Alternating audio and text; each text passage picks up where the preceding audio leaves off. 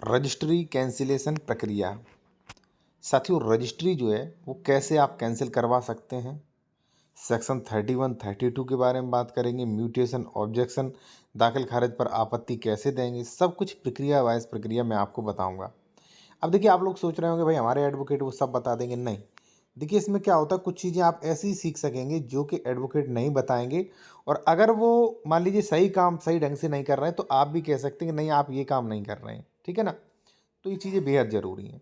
तो कैसे कैंसिल करवाएंगे, देखिए कौन कौन सी रजिस्ट्री कैंसिल करवाई जा सकती है, किन कंडीशंस में रजिस्ट्री कैंसिल होगी, रजिस्ट्री कैंसिलेशन की परसीमा क्या है, ठीक है ना, कब तक कैंसिल करवाई जा सकती है, रजिस्ट्री कैंसिलेशन की प्रक्रिया क्या है। ठीक है।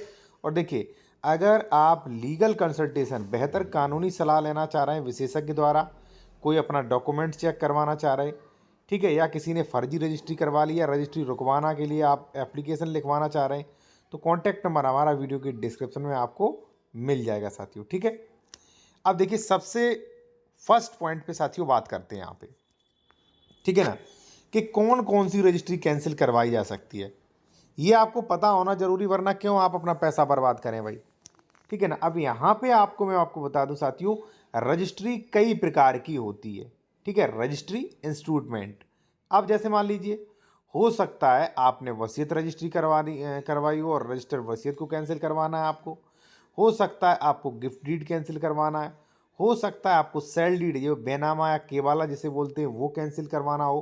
मान लीजिए वो फर्जी हुआ, वो कैंसिल करवाना है। कोई एग्रीमेंट कैंसिल करवाना है। तो यानी कि कोई भी ऐसा लिखित इंस्ट्रूमेंट जो है वो आप कैंसिल करवा सकते हैं। यहाँ पे इस प्रोविजन किया गया है, लिखितों का रद्दीकरण, कैंसिलेशन ऑफ इंस्ट्रूमेंट प्रोविजन किया गया है सेक्शन 31 32 में। ठीक है। तो देखिए, मेरा मतलब ये है, रजिस्ट्री का मतलब सिर्फ रजिस्ट्री से नहीं, रजिस्ट्री तो एक प्रक्रिया है। ठीक है ना। Sale deed registry, gift deed registry, bill registry, तो कौन सी रजिस्ट्री आपको कैंसिल करवानी है, किससे आपका नुकसान हो रहा है, वो डिसाइड करें पहले। ठीक है। तो ये रजिस्ट्रियां जो है आप कैंसिल करवा सकते हैं। अब सवाल नंबर आता है साथियों दूसरा, किन किन कंडीशंस में कैंसिल जो है रजिस्ट्री आपकी हो सकती है। उससे पहले एक चीज़ साथियों और मैं आपको बता दूं, लीगल एडवाइस के लिए कॉन्टैक्ट नंबर वीडियो की डिस्क्रिप्शन में मिल जाएगा। या कोई ज़मीन खरीद रहे, डॉक्यूमेंट्स वेरिफिकेशन करवाना है, कोई ड्राफ्टिंग करवाना, तो वो भी करवा सकते हो। और जो जूनियर एडवोकेट हैं उनके लिए बेहद ज़रूरी है भाई कि आप ये चैनल ज्वाइन कर सकते हैं 59 रुपये में। काफ़ी कुछ सीखने को मिलेगा। जैसे मान लीजिए नए कोर्ट ऑर्डर्स हैं, आप ड्राफ्टिंग्स वगैरह सीखेंगे स्पेशल वीडियोज़ में। ठीक है ना। और कमेंट्स में आपके रिप्लाई मिल जाएंगे जो वीडियो के कमेंट्स में आप करेंगे, और कोर्ट की प्रक्रिया वगैरह आप सीख सकेंगे। ठीक है। तो कई हज़ारों लोगों ने ज्वाइन कर रखा है, आप भी ज्वाइन कर सकते हैं। ठीक है। किन कंडीशंस में आपको रजिस्ट्री कैंसिल करवानी चाहिए, जो कि हो सकती है। ठीक है। सेकंड नंबर पॉइंट, देखिए साथियों, यहाँ पे मैं आपको बता दूं, सेकंड ये है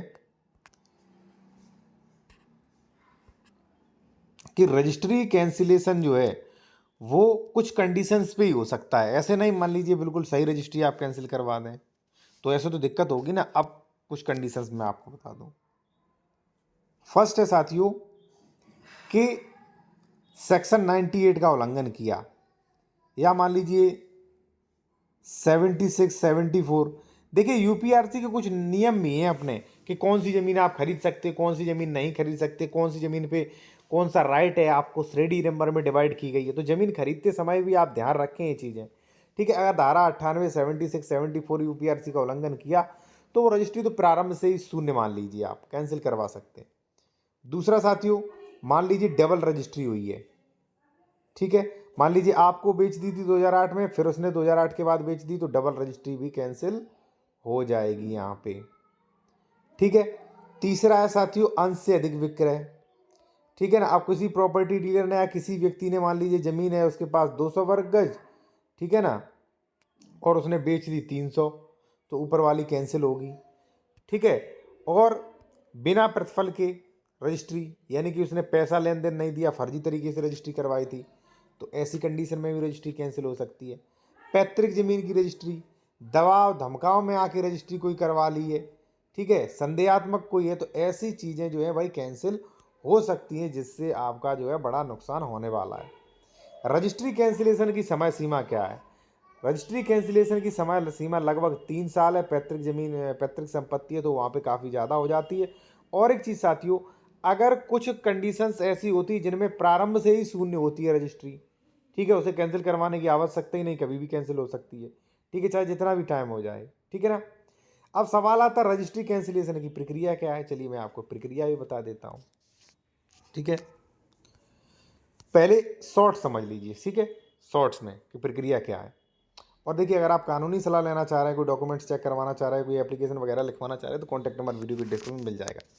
देखिए साथियों, सबसे पहले क्या है, मान लीजिए किसी ने रजिस्ट्री ये तैयार कर ली है एक्स प्रॉपर्टी की, ठीक है, आपको इसे कैंसिल करवाना है। तो सबसे पहले आपका दायित्व है कि ये जो रजिस्ट्री है ये सीधे जाएगी दाखिल खारिज को। तो आपको जो है वो दाखिल खारिज आपत्ति लगाना है। क्या लगाना है? दाखिल खारिज आपत्ति, ठीक है। अब इसका दाखिल खारिज रुक गया। दाखिल खारिज रुकवाने के बाद आपको जाना चाहिए सिविल कोर्ट। सिविल कोर्ट में रजिस्ट्री कैंसिलेशन के लिए सूट फाइल करना चाहिए। अगर वहाँ पे रीजंस बेहतर हैं तो आपकी रजिस्ट्री आसानी से कैंसिल हो जाएगी। तो क्या क्या प्रक्रिया है, मैं आपको फिर एक चीज़ फिर बता दूं कि सबसे पहले जो रजिस्ट्री हुई है, जिसने रजिस्ट्री करवाई है फर्जी और जिसने की है, उसके खिलाफ एफआईआर लिखवाएं।